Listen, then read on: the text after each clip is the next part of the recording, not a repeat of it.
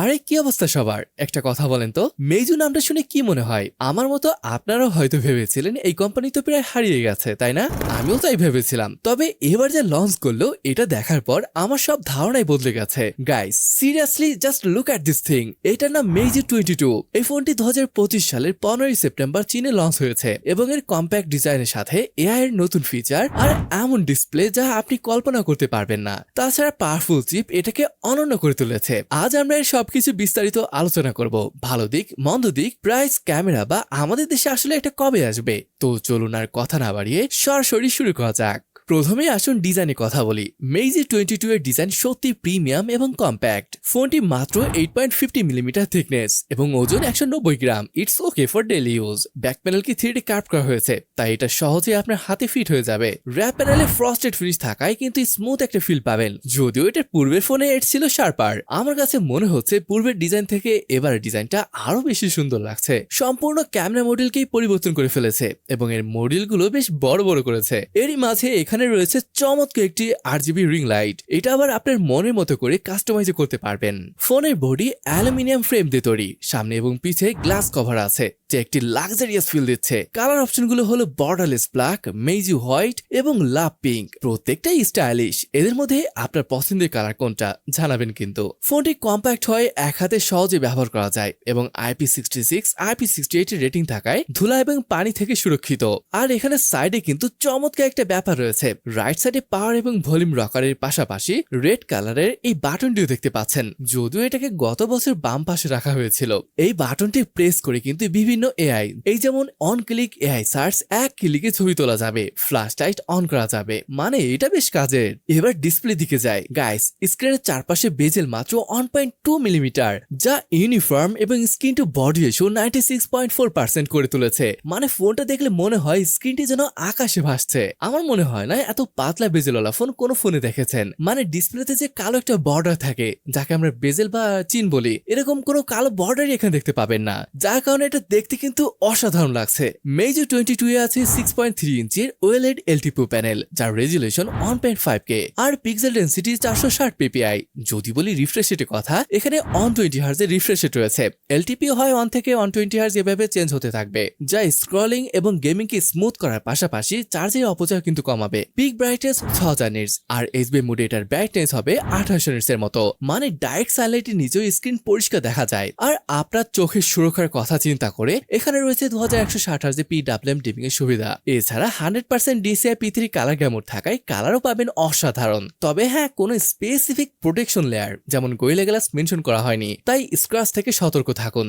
স্পেসিফিকেশনে বিস্তারিত বলা যাক। প্রসেসর হিসেবে কোয়ালকম স্ন্যাপড্রাগন 8 Gen 4 রয়েছে, যা 2025 একটা পাওয়ারফুল চিপসেট। এটা ফ্ল্যাগশিপ লেভেলের পারফরমেন্স দেয়, কিন্তু ব্যাটারি সেভ করে। র্যাম অপশন 12GB বা 16GB, স্টোরেজ 256GB থেকে 1TB পর্যন্ত। আর যদি বলি র্যাম টাইপের কথা, এখানে LPDDR4X ব্যবহার করা হয়েছে আর স্টোরেজ UFS 4.0। কুলিং সিস্টেমে 4500 স্কোয়ার মিলিমিটারের ভেপো চেম্বার রয়েছে, যাতে লং গেমিং সেশনে হিট না হয়। আন্তঃস্কোর প্রায় 2.4 মিলিয়নের উপরে, মানে পাবজি, জেনশিন ইম্প্যাক্ট বা অন্যান্য হেভি গেমস একদম আরামসে চালাতে পারবেন।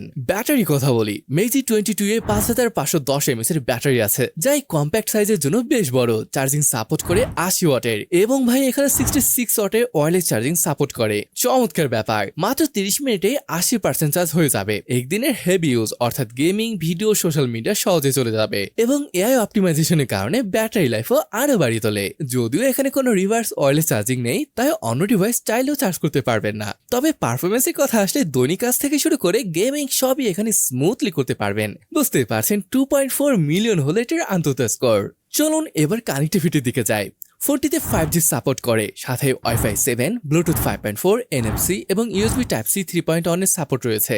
স্যাটেলাইট নেভিগেশন সিস্টেম যেমন GPS, GLONASS, BDS সহ আরো অনেক কিছু সাপোর্ট আছে। মানে লোকেশন ট্র্যাকিং খুব অ্যাকুরেট হবে। ভালো ব্যাপার হলো ফাস্ট ডাটা ট্রান্সফার এবং স্টেবল কানেকশন, বিশেষ করে 5G এর এই ভালো পাওয়া সম্ভব। সেন্সর নিয়ে বলি, মেইজি 22 এর সম্পূর্ণ সেন্সর সেট রয়েছে। Accelerometer, gyroscope, proximity, compass, barometer এবং কালার স্পেকট্রাম সেন্সর। আর যদি সিকিউরিটির কথা আসে, এখানে রয়েছে আল্ট্রাসনিক ফিঙ্গারপ্রিন্ট স্ক্যানার এবং ফেস আনলক, যেটা ভালোভাবে কাজ করছিল। আর হ্যাঁ, এখানে কিন্তু আয়ার ব্লাস্টারটা পাচ্ছেন না, তাই টিভি বা এসি কন্ট্রোল করতে পারবেন না। আমার মনে হয় আয়ার ব্লাস্টারটা রাখা উচিত ছিল তাদের জন্য।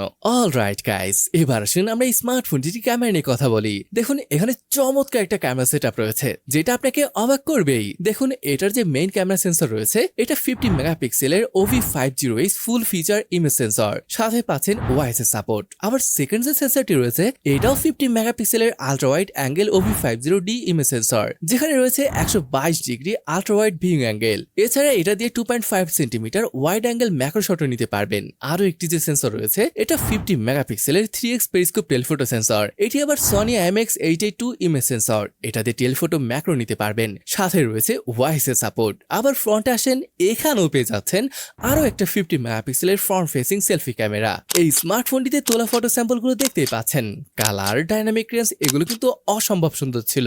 যদি এটার ভিডিওগ্রাফির কথা বলি, এটার মেইন এবং ফ্রন্ট উভয় সেন্সর দিয়ে কিন্তু 4K 60 FPS শুট করতে পারছেন।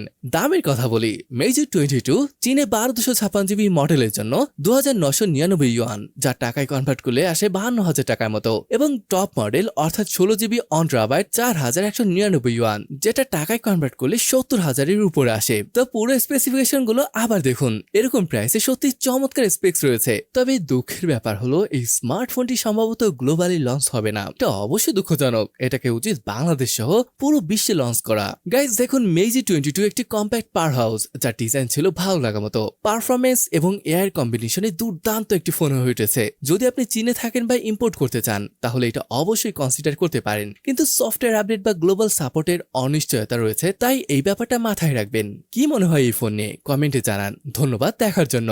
সাবস্ক্রাইব করুন এবং বেল আইকনে প্রেস করুন। তাহলে আজকের ভিডিওটি এখানেই শেষ করছি। দেখা হবে পরের ভিডিওতে। ততক্ষণ পর্যন্ত ভালো থাকুন, সুস্থ থাকুন। আল্লাহ হাফেজ।